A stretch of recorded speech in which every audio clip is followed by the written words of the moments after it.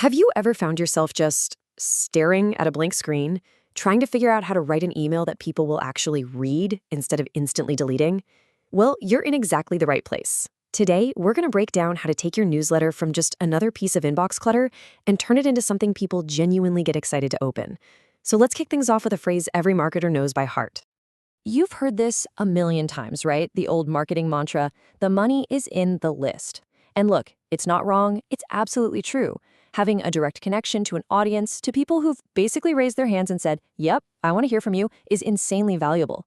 But, and this is a huge but, that saying leaves out the most important part of the equation. I mean, seriously, what good is a list of 1,000 people, or even 10,000, if all your emails are met with complete silence? What's the point if they go straight to the trash bin? Or even worse, they make people hit that dreaded unsubscribe button. The truth is, a big list means absolutely nothing if no one is actually listening, and that is the problem we're going to solve right now. So where do we even start? Well, it all begins with one single foundational rule. You have to get this right before you ever even think about selling anything. And that rule is simple. Value comes first, always. Your newsletter's #1 job is to be a resource, not a sales pitch. This right here, this is the golden question. Before you hit send, you need to run every single email through this one filter. Does this email actually improve my subscribers' day?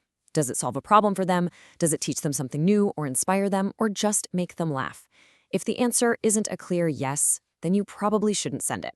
Think of this as your ultimate quality control. Okay, so what does value actually look like when it lands in someone's inbox? Well, it can be a lot of different things. It could be super practical tips that solve a nagging problem they're having.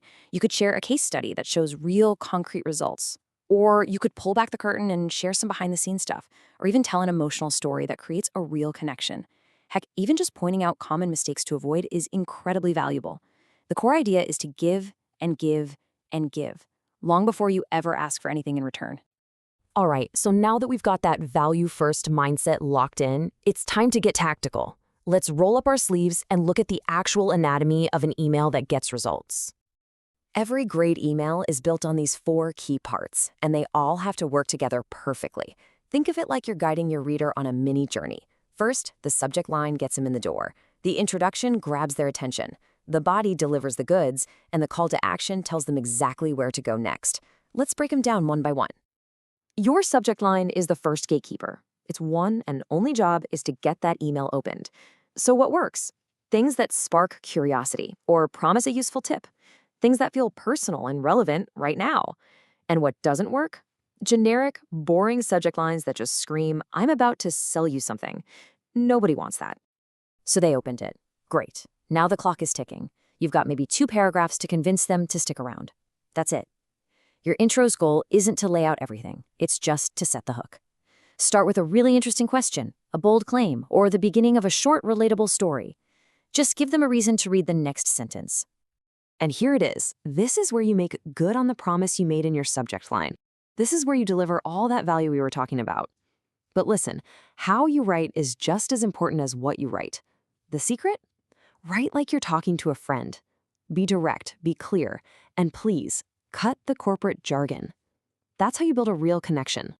Every single email needs to have one clear goal. What is the one thing you want the reader to do after they're done reading? Don't be shy about it. A weak, passive, let me know what you think is going to get you nowhere. A clear, direct, click here to download the free report now tells them exactly what to do. Be specific, be direct, and make it super easy for them to take that next step. Awesome. So now we know how to write one fantastic email. But, a great newsletter is a marathon, not a sprint. So let's zoom out and talk about the long-term game. Finding your rhythm and constantly tweaking things to get better results. People always ask, how often should I email? A really solid place to start is about 2 to 3 times a week. It keeps you top of mind for your audience without, totally overwhelming them. But honestly, the exact number matters way less than the most important factor of all, consistency. Whatever schedule you pick, you've got to stick to it. If you want to get better, you have to measure what you're doing. And these 3 numbers are basically your command center. Your open rate tells you if your subject lines are working. Your click rate shows you if your content is actually engaging. And of course, your unsubscribes tell you loud and clear if you're dropping the ball on providing value. These numbers are telling you a story. And this is how you turn that story into action. Don't just glance at the numbers. Listen to what they're trying to tell you. If your open rate is low, what's the problem? It's almost always your subject line. The solution? Test new ones. If your click rate is in the gutter, your body content or your call to action isn't hitting the mark. Time to revise it. And if you see a spike in unsubscribes, that's a huge red flag that you're probably selling too hard and not giving enough. It's time to rebalance. Okay, we've gone through the strategy, we've gone through the tactics, but there is one final massive hurdle that trips up almost everyone, and it has nothing to do with technology. It's all in our heads. Let's talk about the single biggest mistake people make, and more importantly, how you can avoid it. This, right here, this is the big one. So many smart, talented people hold back. They don't email as often as they should because they have this nagging fear that they're being a nuisance, that they're bothering their subscribers. And look, it's a totally relatable fear, but it's built on a complete misunderstanding of what a great newsletter is supposed to be. This is the mindset shift that will change everything for you. Let me say that again. If your emails are genuinely valuable, if they actually help, teach, or inspire people, you are not bothering anyone. You're providing a service.